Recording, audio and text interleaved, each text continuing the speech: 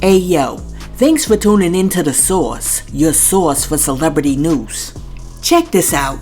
It appears that Perv Diddy has done it again, and now he's being sued by yet another woman, aka Jane Doe, who says that when she was 17 years old, in the 11th grade, P. Diddy, Harve, and a third unnamed assailant assaulted her gang style in a Detroit bathroom before flying her out to New York on a private jet and assaulting her again in a New York music studio.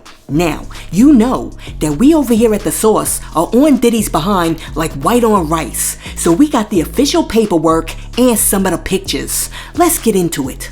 But before I get started, let me say that Sean Combs, Harve, the third assailant, Daddy's House Recording Incorporated, and Bad Boy Entertainment Holdings Incorporated, and she's asking for a jury trial. Now, the complaint begins with a big red bold trigger warning, so we know what's coming. And then it says, Plaintiff Jane Doe hereby alleges as follows. Preliminary statement. On November 16, 2023, Cassandra Ventura, aka Cassie, filed a 35-page lawsuit in which she exposed Sean Combs for subjecting her to nearly a decade of physical, sexual, and emotional abuse, punctuated by sex trafficking, and being forced to engage in drug-fueled, non-consensual sexual encounters with other men. Ordinarily, when a lawsuit such as Miss Ventura's is filed that involves events that took place long ago, witnesses are few and far between and evidence is hard to muster. Not so for the claims brought against Mr. Combs. Within minutes of the filing, salient facts of Mrs. Ventura's claims were confirmed by various witnesses, including a rival musician whose car Mr. Combs blew up, as well as various individuals who observed Mr. Combs beat Miss Ventura. Only a few days later, two other lawsuits were filed against Mr. Combs. In one, plaintiff Joy Dickerson Neal alleged that Mr. Combs drugged and sexually assaulted her when she was a college student.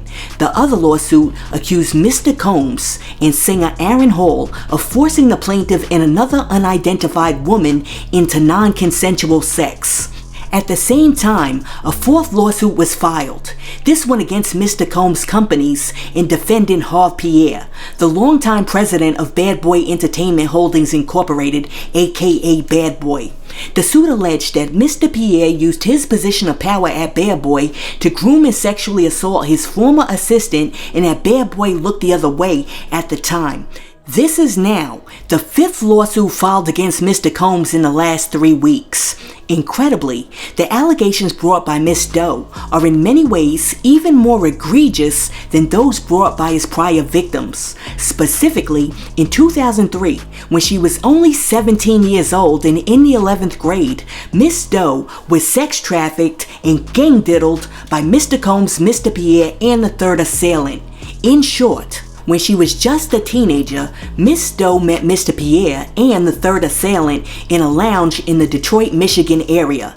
While at the lounge, Mr. Pierre insisted that he was best friends with Mr. Combs and even called Mr. Combs with Miss Doe. Hold on a second, wait a minute, what year is this? 2003? I mean, isn't like P. Diddy and Harve like in their mid-30s by now? I mean, what 30-something-year-old man is running around like name-dropping his boy just to get some draws? Like, yo, I know P. Diddy, I could prove it. I mean, come on, Harve, that is mad corny. Anyways, Mr. Combs convinced Miss Doe, who was half his age at the time, to accompany Mr. Pierre and the third assailant on a private jet to come to his studio in New York City. But before they left on the private jet, Mr. Pierre smoked crack cocaine in a bathroom at the lounge, in which he also sexually assaulted Miss Doe by forcing her to give him some sloppy toppy. And I know, there's some pervy dude out there who's like, yo, I ain't hear her say no. Negro, she's in the 11th grade. Her English class probably hasn't even gotten to like the letter N in her vocabulary lessons yet. Well, anyways, let's continue. Mr. Pierre, third assailant, and another gentleman then escorted the high schooler to a private jet, which flew them to Teterboro, New Jersey. There were SUVs awaiting the group at Teterboro, and the four of them were driven to Daddy's House Recording Studio, a studio famously owned and operated by Mr. Combs and Bad Boy. Okay, so just so you know, they're driving from New Jersey to New York right now, because Daddy's house is located on 44th Street in Manhattan, New York. So barring traffic, that's like a 40-45 minute ride. Alright, so let's pick up where we left off. While at the studio, Mr. Combs and his associates, including Mr. Pierre, plied Miss Doe with drugs and alcohol. As the night wore on, the 17-year-old girl Miss Doe became more and more inebriated, eventually to the point that she could not have possibly consented to having sex with anyone, much less someone twice her age. While at the studio, Miss Doe was gang-arred by Mr. Combs, the third assailant, and Mr. Pierre in that order. While Mr. Combs was R-ing Miss Doe, he complained that he could not get off unless she pinched his nipples as hard as she could. Mr. Combs then watched on as the third assailant, who Miss Doe had not even realized had begun having sex with her, R-ed Miss Doe as she told him to stop. After the third assailant was finished, Mr. Pierre took his turn R-ing Miss Doe and then violently forced her to give him some sloppy toppy, during which Miss Doe was choking and struggling to breathe. When Mr. Pierre finished, he left Miss Doe in the bathroom alone. Miss Doe fell into a fetal position and lay on the floor. Her lower female parts were in pain.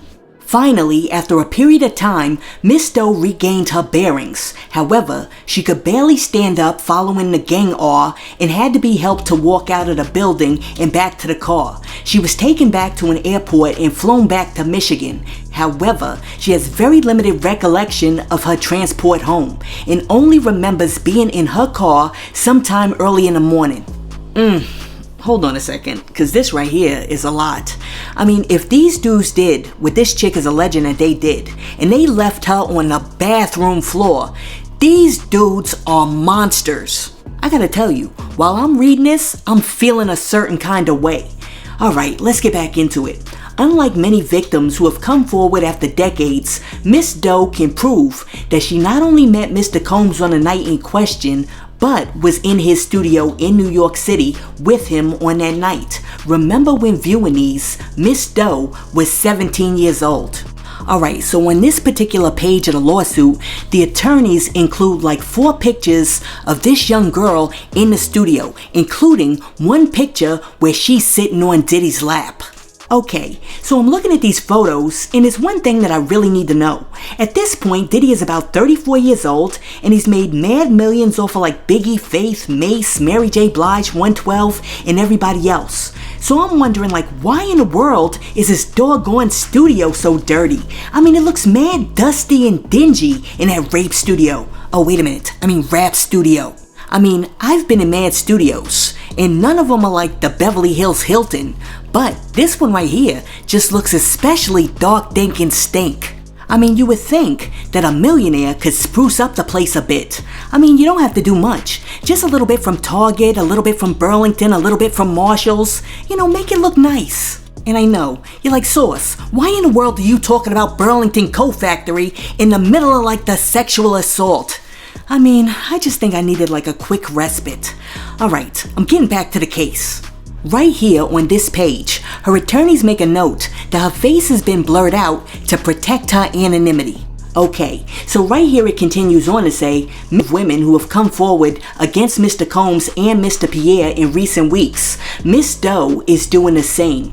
To that end, Miss Doe brings this action seeking injunctive, declaratory, and monetary relief against defendants in violation of the Victims of Gender Motivated Violence Protection Law, Gender Motivated Violence Act, New York City Admin Code 10-1101.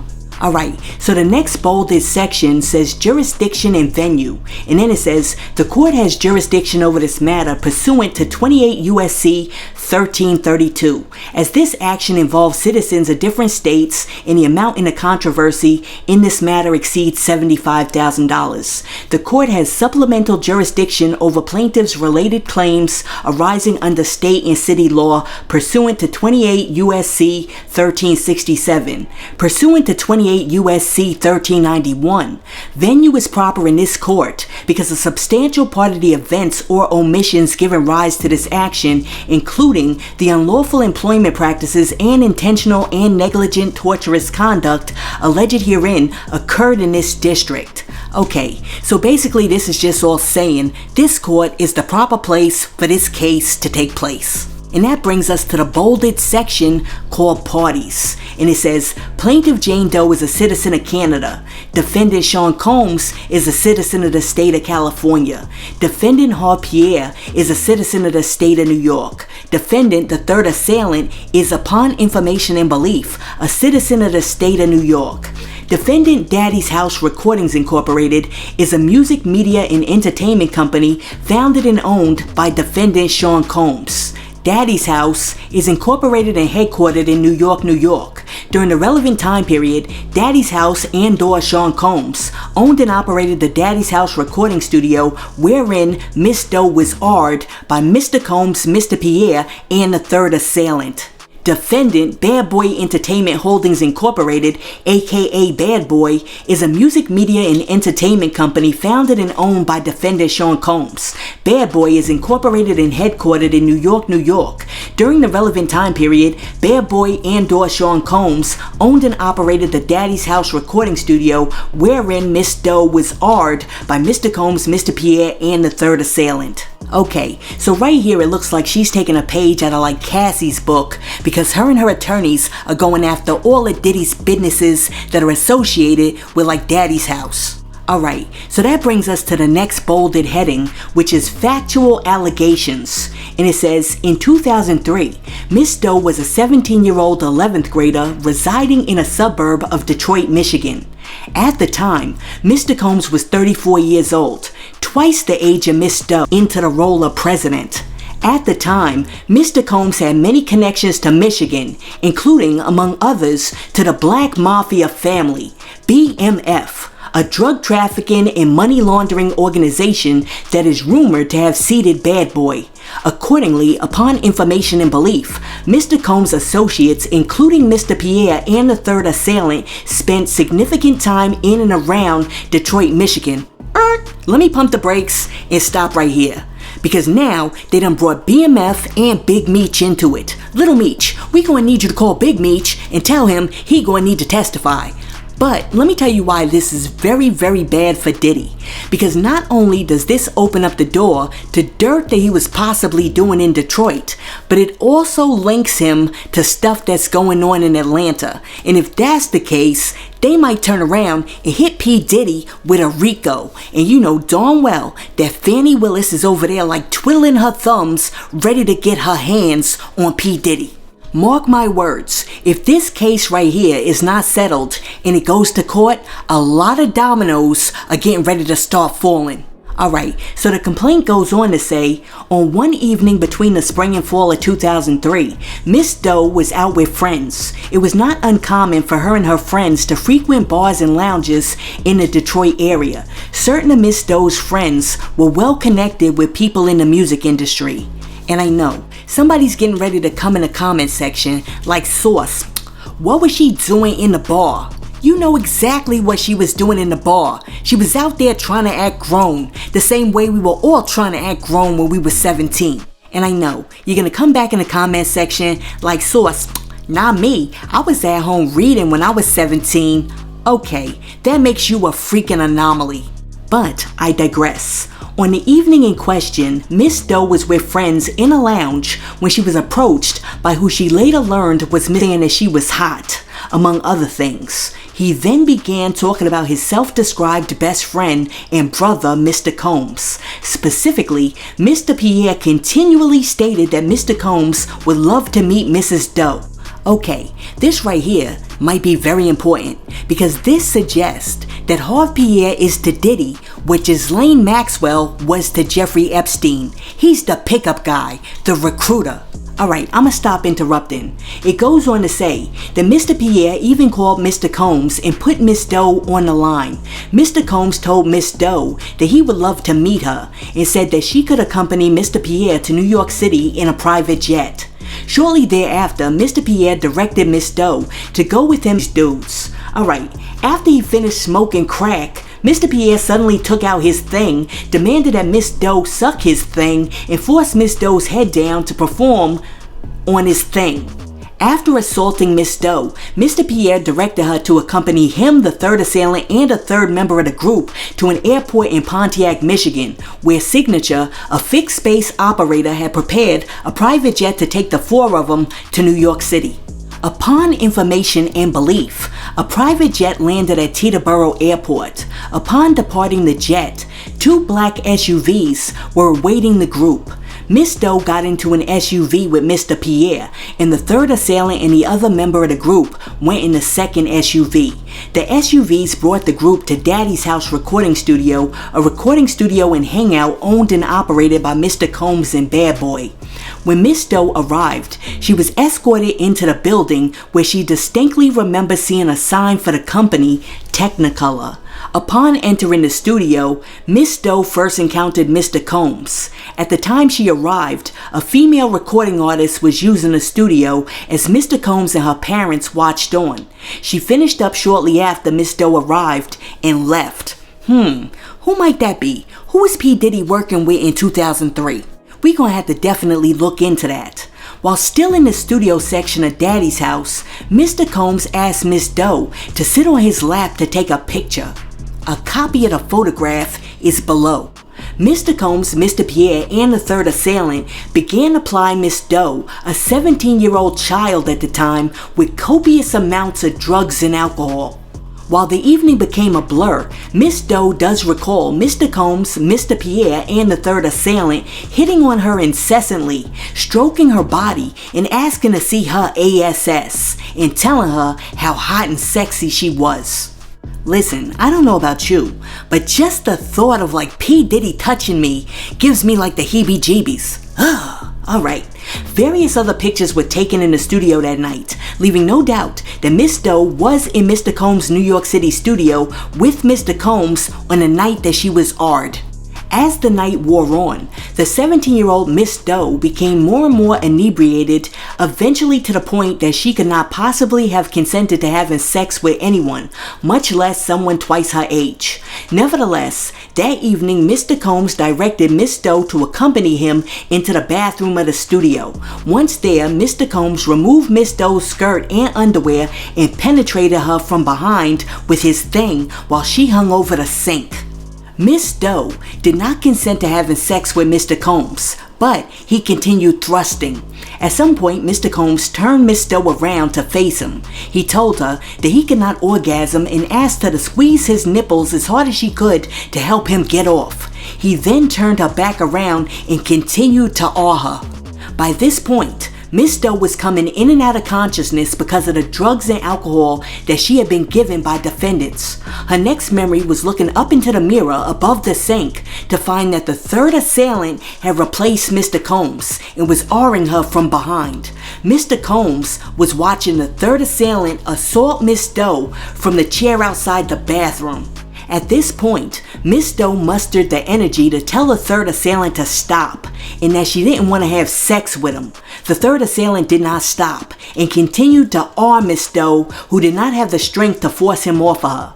After the third assailant finished, he was replaced by Mr. Pierre, who began to have non-consensual V-sex with Miss Doe before violently forcing her to give him some sloppy toppy. During the latter part of the assault, Mr. Pierre forced his thing into Miss Doe's mouth without her consent. Miss Doe remembers that Mr. Pierre was sweaty and that he had difficulty breathing. When Mr. Pierre finished, he left Miss Doe in the bathroom alone. Miss Doe fell in a fetal position and lay on the floor. Her female parts were in pain. Finally, after a period of time, Miss Doe regained her bearings. However, she could barely stand up following the gang awe and had to be helped to walk out of the building and back into a car. She was taken back to an airport and flown back to Michigan.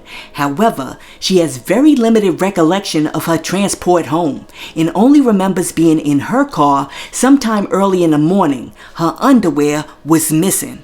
As a result of being AR'd by Mr. Combs, Mr. Pierre, and the third assailant, Miss Doe suffered significant emotional distress and feels a shame that have plagued her life and personal relationships for 20 years. Miss Doe knew that speaking out against defendants would be extremely difficult and that she would likely be subjected to retaliation and defamatory slurs and attacks. However, in November 2023, Miss Doe read about a lawsuit filed against Mr. Combs by Cassandra Ventura, aka Cassie. Miss Ventura's lawsuit described a decade of physical, sexual, and mental abuse. Most triggering for Miss Doe was reading about Miss Ventura's allegations of sex trafficking and being forced to have sex with other men against her will. Miss Doe obviously understands that she too had been sex trafficked and that Mr. Combs' behavior in forcing women into non-consensual sex was not an isolated incident or unique only to Miss Ventura. Then, just days later, Miss Doe read about a case filed against Mr. Pierre. This suit alleged that Mr. Pierre used his position of power at Bad Boy to groom and sexually assault his former assistant. Seeing other women bravely speak out against Mr. Combs and Mr. Pierre, respectively, gave Miss Doe the confidence to tell her story as well. As such, she files this lawsuit. Now, unlike some of the other women who have sued Diddy, this chick is not suing Diddy under the New York State Adult Survivors Act. Instead, in her first cause of action, she's suing Diddy under the Violation of the Victims of Gender-Motivated Violence Protection Law, New York City Admin Code 10-1101. And unlike the New York State Adult Survivors Act, which expired on Thanksgiving, this particular law ain't expiring anytime soon. So I'm telling you, a lot of people out there better beware. And I know, on Thanksgiving, there was a whole lot of dudes in New York. I mean, they were watching that clock like it was New Year's Eve. And they were waiting for that clock to strike 12. Because they were waiting to breathe a sigh of relief. Guess what, dude? You're back on the hook. You're back on the hook. And I'm laughing because any person, male or female, who has ever abused another person, male or female, needs to be on the hook. But since we seem to have Diddy on the hook, let's get back to the lawsuit. In her prayer for relief, Jane Doe says that she's praying for a judgment to be entered in her favor against defendants, and each of them as follows. A. For a money judgment representing compensatory damages, including consequential damages, lost wages, earnings, and all other sums of money, together with interest on these amounts. Oh geez, this chick is asking for interest on her money from Diddy. That right there is crazy. Now, B. For money judgment for mental pain and anguish and severe emotional distress, according to proof. Such other and further relief as the court may deem just and proper. And that, my friends, concludes today's literary reading of Jane Doe versus P. Diddy. Yo, listen, I gotta do it because I want you to have the accurate information. Now, just to be fair, I have to say, P. Diddy is innocent until proven guilty in a court of law. And this is a civil case, so, he can be held liable, but they won't be able to find him guilty. But what this and these other cases might do is prompt the New York City Police Department to get up off of their benches at Dunkin' Donuts, where they're often parked, and investigate. Because if a dude is accused of R-ing mad women, by the time you get to 4, 5, 6, 7, you might want to open up a file. And I'm telling you, if 2, 3 more alleged victims come out and the New York City Police Department doesn't do anything, I'ma start looking at them like they're mad sus. And as a matter of fact, the FBI needs to open up a file on Diddy too. Because it's not like Diddy and his crew were yo, we only gonna assault women in New York. Them dudes did concerts everywhere, and I'm more than sure that there's some chick sitting in West Bubblecuff, Wisconsin right now that has a Diddy story too. Listen, if all of these allegations are true, Diddy has a sickness and he needs to get some help, or he needs to be put behind bars. Because R is not about sexual gratification, it's about power, and it's about somebody who wants to assert their dominance and authority over somebody else's body. Look people, we gotta stop letting these pervy dudes like Diddy basically get away with moida. Because we gotta let them know that it's not all about the Benjamins. And just because you got a little dough doesn't mean that you can go around doing whatever you wanna do. I'm telling you, If these allegations are true, Diddy truly needs to be in a cell with a cellmate whose motto is take that, take that. Listen, let me know what you think in the comments. Do you think that these new allegations against P. Diddy are true? And also, now that Big Meech and the Black Mafia family, aka BMF, have been brought into the situation, do you think that there's a RICO coming down the pipeline against P. Diddy? Let me know what you think in the comments. And while you're down there leaving a comment, be sure to like and subscribe to the channel. And be sure to share this video with your friends. Hey yo, thanks for tuning in to Celeb Source, your source for celebrity news. Be sure to like and subscribe to the channel. Peace.